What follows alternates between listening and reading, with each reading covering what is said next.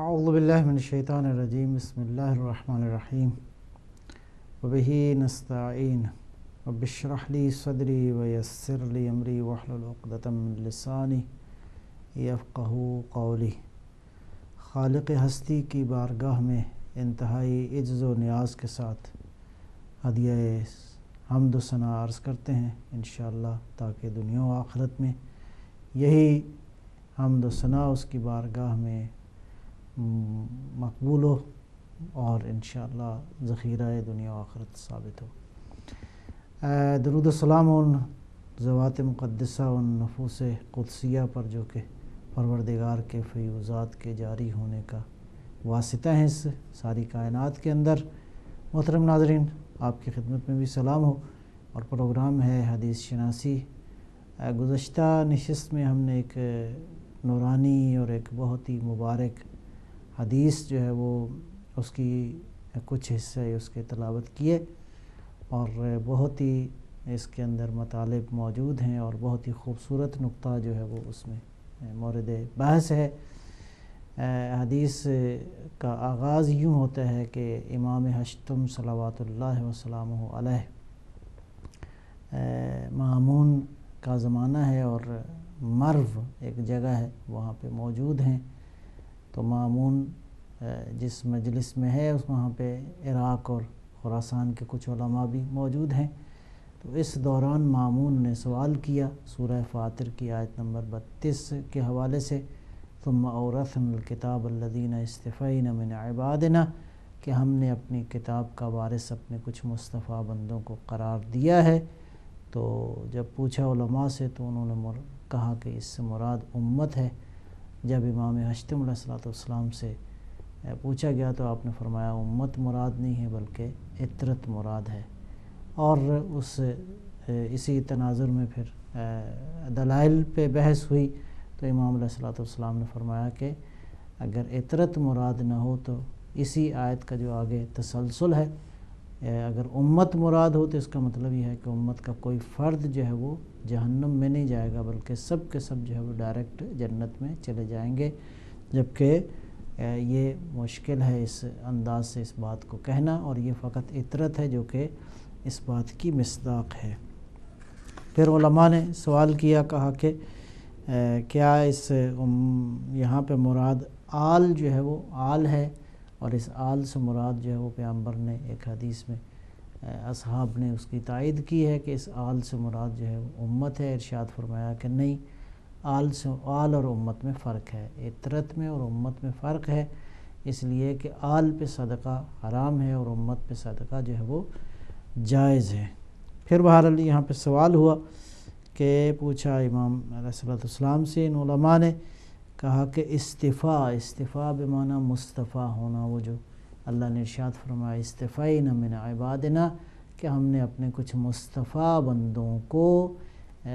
الکتاب کا، اپنی کتاب کا وارث قرار دیا۔ تو یہ استفاء جو ہے وہ قرآن جو ہے وہ اس کی تفسیر جو ہے وہ کیا ہے؟ تو اللہ تعالیٰ نے اپنی کتاب میں اس استفاء کو کس طرح جو ہے وہ بیان فرمایا ہے۔ یہاں امام علیہ السلام نے ارشاد فرمایا کہ 12 وہ مورد ہیں جو قرآن کریم میں ظاہری طور پہ استفاء کے مفہوم میں آئے ہیں، اور اس استفاء سے مراد جو ہے وہ مصطفیٰ بندے اور استفاء ہونا، اور اللہ نے ان مصطفیٰ بندوں کو چن لیا، اس سے مراد جو ہے وہ عطرت طاہرہ نبی اکرم صلی اللہ علیہ وآلہ وسلم ہی بنتی ہے۔ اور اس میں حضرت نے جو قرآن کریم سے دلائل اور دیے ہیں، اس میں 3 آیات جو ہے وہ اس نورانی حدیث کے حوالے سے ہم نے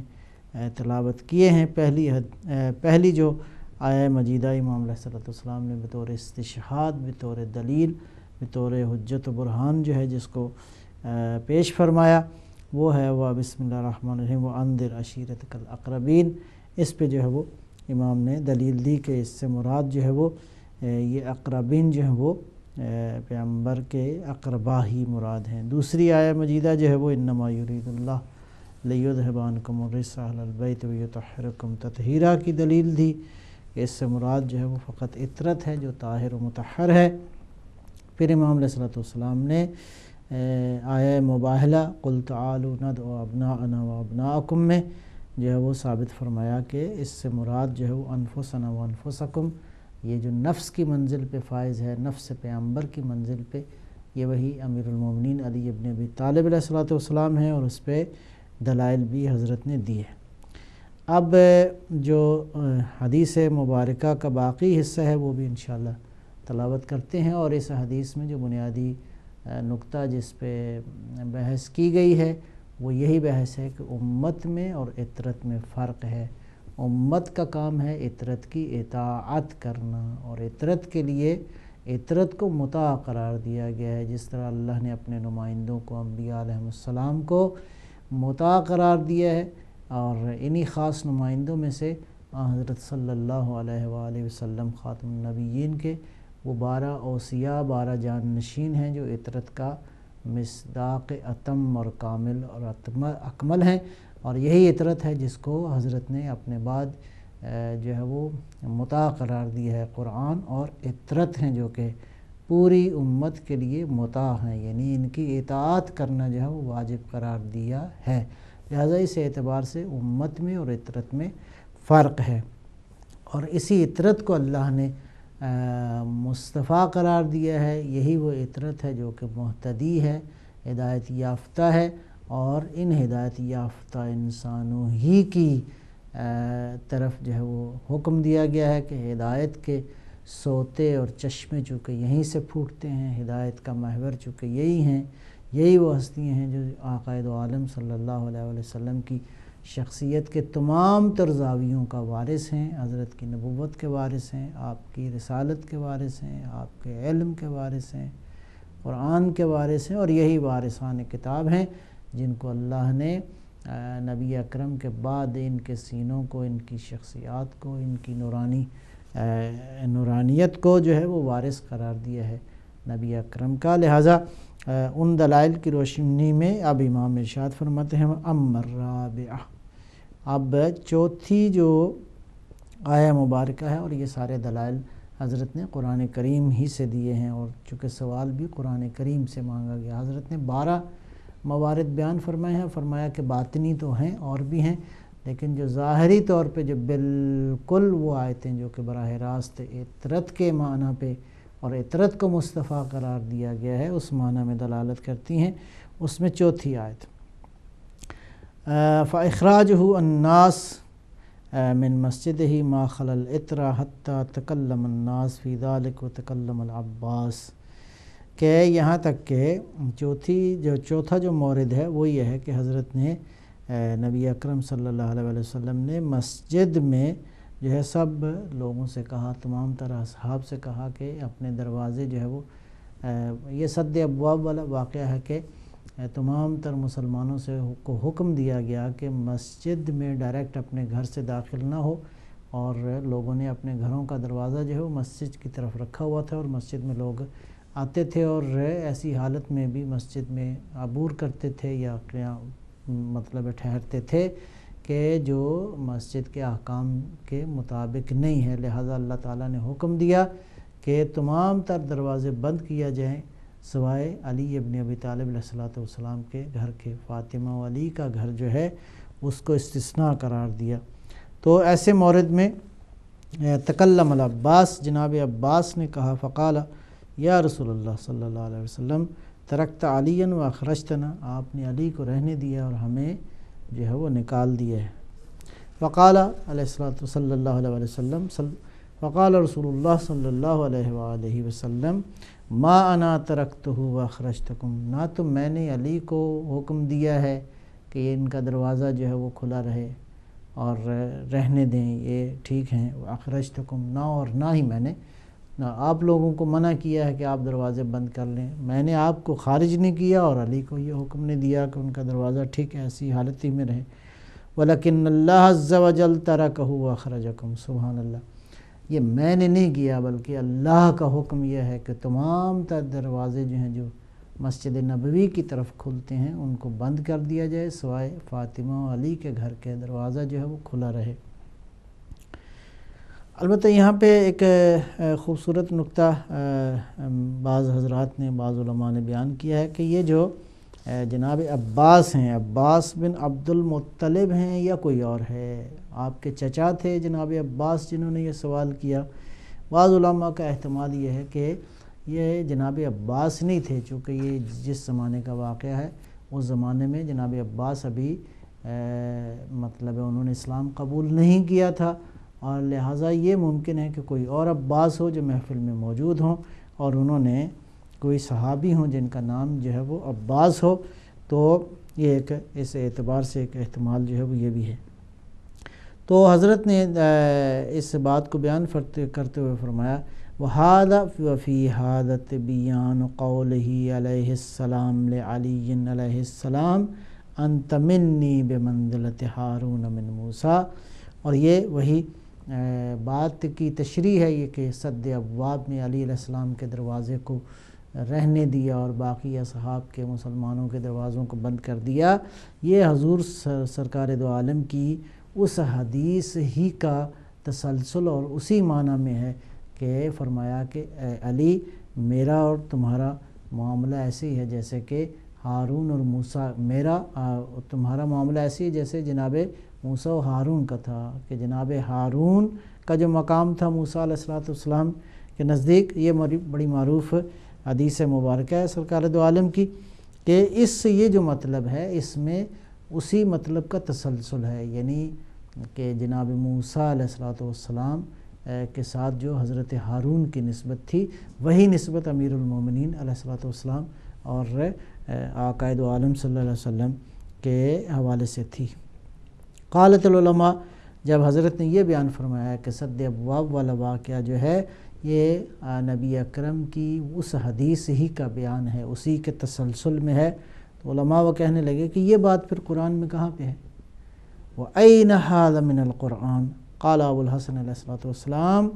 اوجدکم فی ذالک قرآن واقرہ علیکم، میں تمہیں قرآن سے یہ بات ثابت کرتا ہوں اور ابھی میں تمہارے لیے قرآن کی تلاوت کرتا ہوں۔ قالوا ہاتھ، ٹھیک ہے آپ بیان کیجئے۔ قال علیہ السلام قول اللہ عز و جل، اللہ تعالیٰ کا قول، کیا خوبصورت اور ایسے نورانی دلائل ہیں اور براہ راست قرآن سے دلائل ہیں کہ جو عطرت کے اس معنی اور مفہوم کے کہ عطرت ہی برگزیدہ ہے، عطرت ہی مہتدی ہے، عطرت ہی ہادی ہے۔ حضرت کے بعد حضرت نے ایک ایک کر کے جو ہے وہ دلائل ارشاد فرمایا۔ یہاں پہ ارشاد فرمایا کہ یہ جو اللہ تعالیٰ ارشاد فرماتا ہے وَأَوْحَيْنَا إِلَى مُوسَى وَأَخِيهِ أَن تَبُوَّأَ لِقَوْمِكُمَا بِمِصْرَ بُيُوتًا وَاجْعَلُوا بُيُوتَكُمْ قِبْلَةً۔ سبحان اللہ۔ یہ سورہ یونس کی آیت نمبر 78 حضرت نے تلاوت فرمائی کہ جس میں اللہ ارشاد فرماتا ہے کہ ہم نے جناب موسیٰ اور ان کے بھائی ہارون کو وحی فرمائی، اور وحی یہ فرمائی کہ قوم سے کہو کہ مصر میں اپنے گھر جو ہے وہ بنا دیں، اور لیکن اپنا جو گھر ہے وہ مصر میں نہ بنائیں، وہ شہر میں نہ بنائیں، بلکہ کیا کریں؟ قبلہ خانہ خدا کو اپنا گھر قرار دیں۔ سبحان اللہ، کیسی خوبصورت بات ہے کہ یہ جو سلسلہ ہے یہ اسی طرح ہے جس طرح کہ اللہ نے جناب موسیٰ علیہ السلام اور حضرت ہارون کو فرمایا کہ خانہ خدا قبلہ کو اپنا گھر قرار دیں، اور باقی مسلمان باقی جو امت ہے ان کو یہ حکم دیا کہ وہ قبلہ میں نہیں ٹھہر سکتے، بلکہ خانہ خدا میں نہیں ٹھہر سکتے، بلکہ شہر میں جا کے اپنے لیے گھر جو ہے وہ بنائیں۔ تو لہٰذا یہاں پہ یہ جو اللہ تعالیٰ نے حکم دیا کہ باقی دروازے بند کر دیے جائیں اور علی و زہرا کا گھر جو ہے وہ اس کا دروازہ کھلا رہے، تو یہ وہی بے منزلت ہارون من موسیٰ والی بات ہے کہ جناب ہارون کو جو نسبت تھی حضرت موسیٰ سے علی علیہ السلام کو وہی نسبت ہے جناب ختمی مرتبہ صلی اللہ علیہ وآلہ وسلم سے۔ ففی ہذہ الآیہ، یہ جو آیت آپ نے تلاوت فرمائی اس کے بعد ارشاد فرمایا ففی ہذہ الآیہ منزلۃ ہارون من موسیٰ وفیہ ایضاً، اور یہیں پہ اس آیت میں جناب ہارون کا مقام جو ہے وہ جناب موسیٰ کی نسبت بیان کیا گیا ہے، ایضاً منزلۃ علی علیہ السلام من رسول اللہ صلی اللہ علیہ وسلم، اور یہ یہاں سے ثابت ہو جاتا ہے کہ علی علیہ السلام کی نسبت جو ہے وہ پیغمبر اسلام کے ساتھ کیا ہے؟ ومع هذا دلیل واضح فی قول رسول اللہ صلی اللہ علیہ وآلہ وسلم، اور یہ بڑی واضح دلیل ہے سرکار دو عالم کی اس حدیث مبارکہ میں، اس قول میں، کہ جب آپ نے یہ ارشاد فرمایا الا ان هذا المسجد لا يحل لجنب الا لمحمد وآلہ، کہ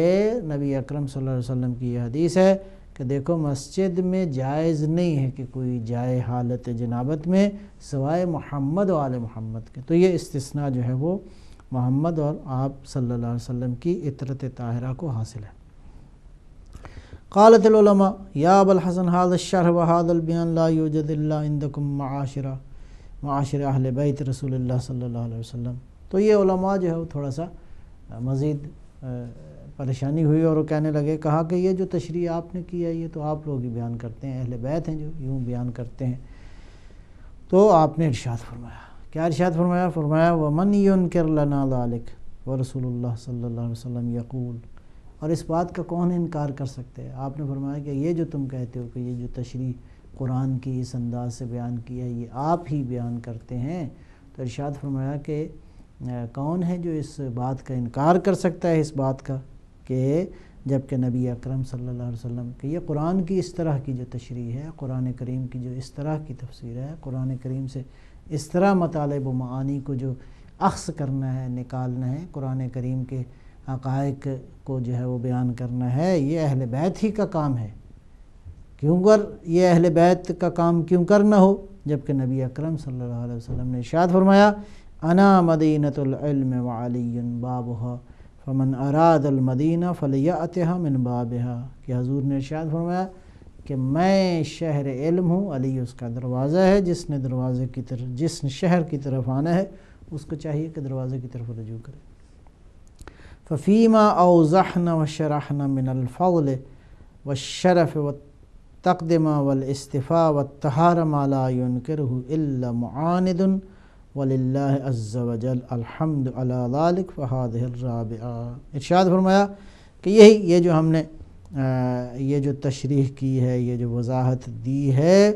یہ وضاحت جو ہے خداوند عالم کی طرف سے فضل ہے، پروردگار نے یہ شرف ہمیں بخشا ہے، یہ تقدم ہمیں بخشا ہے، یہ استفاء، یہ بزرگی، یہ چن لینا، یہ مصطفیٰ ہونا، یہ طہارت اللہ تعالیٰ نے ہمیں بخشی ہے۔ ولا ینکرہ، اس کا کوئی منکر نہیں ہے، الا معاند، جو کہ